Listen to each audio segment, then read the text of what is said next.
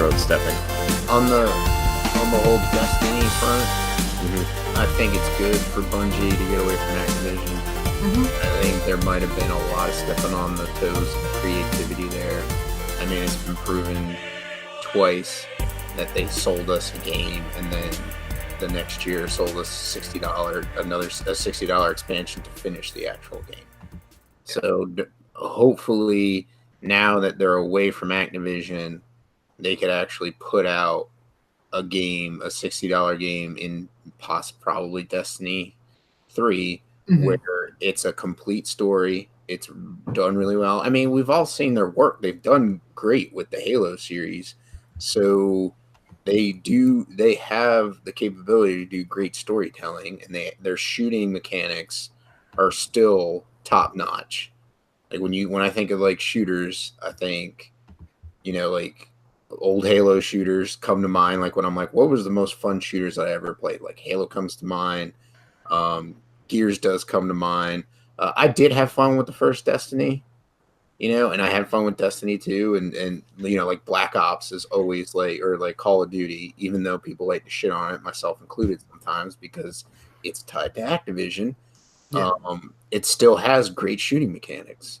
So I think them moving away from Activision, and I'm sure like we talked about it, I believe. Did we talk about it on the last show where we could see Epic coming in and being like, hey, put Destiny 3 on our game or on our game store, and I could totally see them being the publisher for them. Yeah, I mean, like the one thing, like creatively, it's gonna help, right? They have an idea of what they want to do, and now they're not going to be forced into some arbitrary timeline to try to get a game out in September, right? Because look, I've been researching a lot of Destiny stuff the last couple weeks for that show and everything, and it's like what they showed at E3 2013. Like if you go back and watch that original gameplay trailer, where it's like the first like 15 minutes of what they wanted the game to be, it's amazing. Like it's like when you fly in, or when your ghost kind of comes in and revives you, like that doesn't happen in the first whatever they showed, right? You land your ship in old Russia right outside the wall.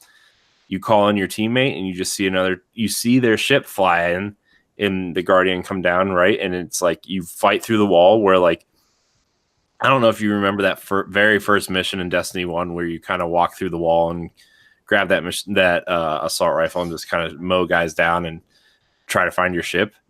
Yeah, I remember that one. There's a whole section of the wall in this gameplay video that you just have never seen in the game.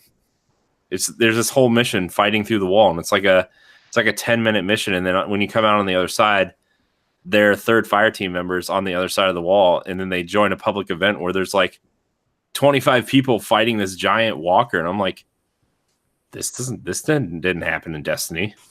Like, this didn't happen.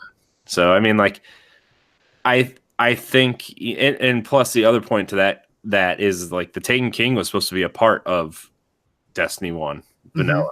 Like Crota and the Taken King, those two expansions were supposed to be a part of vanilla. The whole story of Crota, and Crota was actually supposed to be like a sequel to the Taken King, where, like, okay, Oryx's son is taking over the mantle, and now you have to go take him out too before he receives the darkness or whatever. And that whole storyline was scrapped. And when Activision announced the publishing deal, like that, a couple heads of Bungie left and kind of threw the project off track. And the infamous thing is they threw out the whole original campaign, which, depending on what class and what race you were, you had an entire different, like, first third of the campaign telling your origin story. Yep. And it never happened. So, yeah, I mean, I think creatively it's going to help Bungie, but financially, I think they have a lot of things to take into consideration, which, don't get me wrong, they're smart. They've got a lot of money and a lot of people, and probably a lot of investors jumping on board now. And, but they have marketing costs that Activision took care of. They had QA, they had discs, like putting the discs out in stores. They had, a financial backer with a lot of money, and now they don't have that. I mean, they might have a lot of investors here and there that are giving them money, but they don't have one stable investor like Activision. So I don't know. I think they're going to go out and look for like a publishing partner that will help them with that, but not be tied to any contract. A lot of people. I think they probably want like a Blizzard situation where, I know we've had discussions recently on the show about we're not sure, we have thoughts on the Blizzard Activision thing, but I think they're looking for someone to come in like, yes, we want to partner with you, but stay out of our IP, stay out of our development. Yeah. And a lot of people were talking about, maybe Epic was one, but Microsoft was another thing. Not buying Bungie, but like Epic and Microsoft make the most sense because they need a not a publisher, but they need a backer that's going to allow them to put the game back on PC somewhere. Mm-hmm. And the Epic Store and the Microsoft Store are two viable options. So I think if they put it on the Microsoft Store, it won't sell.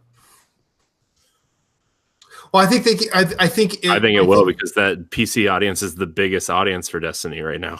Yeah, but if you talk to the average PC gamer, they won't touch the Microsoft Store with a 10-foot pole. That's true, but if it's the only place you can get the game, a lot of people hate the Origin Store. A lot of people are going to buy Anthem there. A lot of people are going to buy FIFA and Madden on PC through there. It's a good point. It's a good point.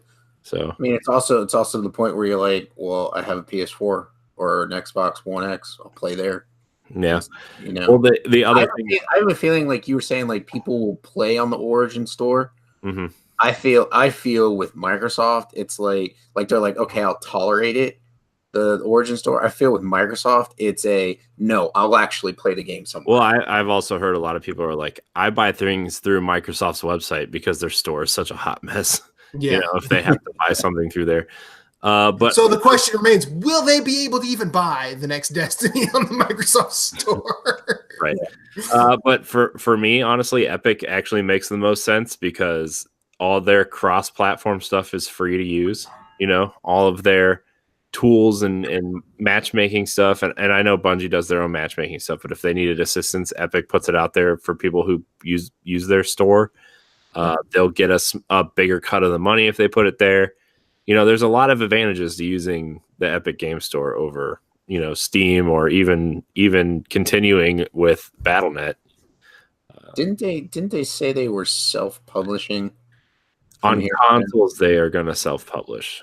Yeah, for Destiny 2 now, like it'll know. Well, Activision is still publishing everything through September.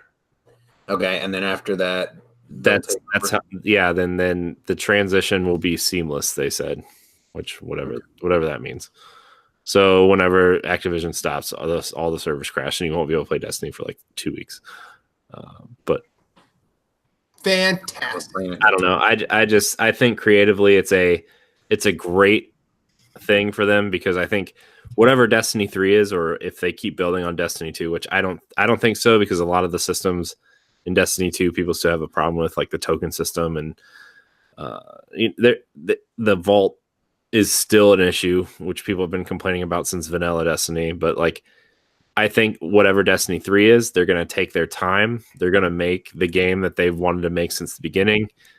It won't come out on this generation of consoles, to be honest with you. I think it'll be next gen, which is fine. And whatever the next version of Destiny is just going to run its course through next generation. And then they already have a small team working on another IP anyway that they trademarked last year. So it'll be interesting to see what that is as well. What I think has the potential to bring more people to Destiny, as well as reassure those that have an investment in Destiny, is Bungie gets their publishing partner thing sorted out, has the appropriate amount of power in the deal where they can, maintain their creativity and but also once that happens, they get in front of fans and say, look, here's what we've done this. Here's our plan from here on out. Yeah, and they've addressed that. Luke Smith addressed that in a letter this weekend about we're still obligated to make the content for the season pass that, you know, they've already sold people, right? They have that obligation, and we're going to learn more in a couple months about what's going to happen this fall and maybe into the future. So like they addressed that this weekend because a lot of people are really excited at Bungie about this. Like the rumor was they had champagne bottles popping everywhere and having it thrown a party when they announced it, you know, like it was a big deal to them. I mean, because I remember when this was announced, like it became like the thing that everyone was talking about for a very long time, and people were talking about with such reverence. And then, you know, then the trial thing happened. We got a lot of reveals, and then all of that stuff was either true or false once Destiny 1 came out, and it's been kind of I mean, as someone who's outside, it's been kind of not too positive, not too negative. It's been very wishy-washy the entire time. Mm-hmm. But I mean, I only played Destiny 1, and the mechanics in that game are fantastic. The shooting mechanics is on consoles for shooters, second to none. You know, I think that like we could make the argument that them and Call of Duty are the best shooting mechanics in gaming at the moment. Mm-hmm. So they have something, but they need to ramp up and fulfill a lot more of the ambitions that were originally stated with this franchise. I'm saying that, but I also don't think they're in trouble. I think it's dangerous to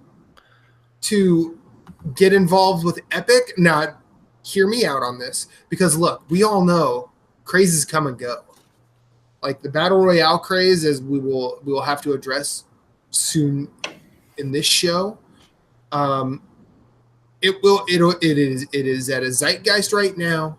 It will fade away, but it'll never actually die because like all trends sort of come, they have their moment, and then they just truck on forever.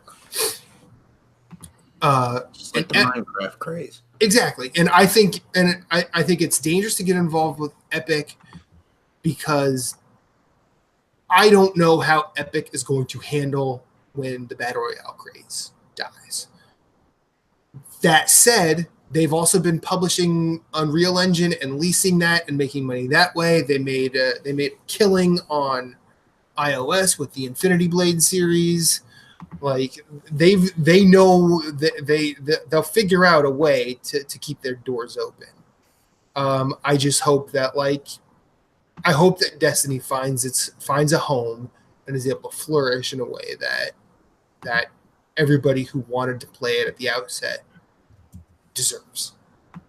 Yeah. Mm-hmm. And I'm happy that Bungie got out of Activision and was able to keep Destiny, because that's usually not how that works.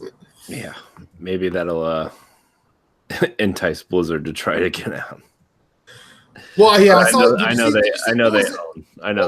What was it? That Penny Arcade thing where like you see Bungie running from a fire, but then they go back, and there's like, no, you can't go in there, you'll die. And then they're like, you don't understand, Blizzard's still in there. That's funny. Okay, that was enough of that. Thank you, Deshaun, as always, for your question.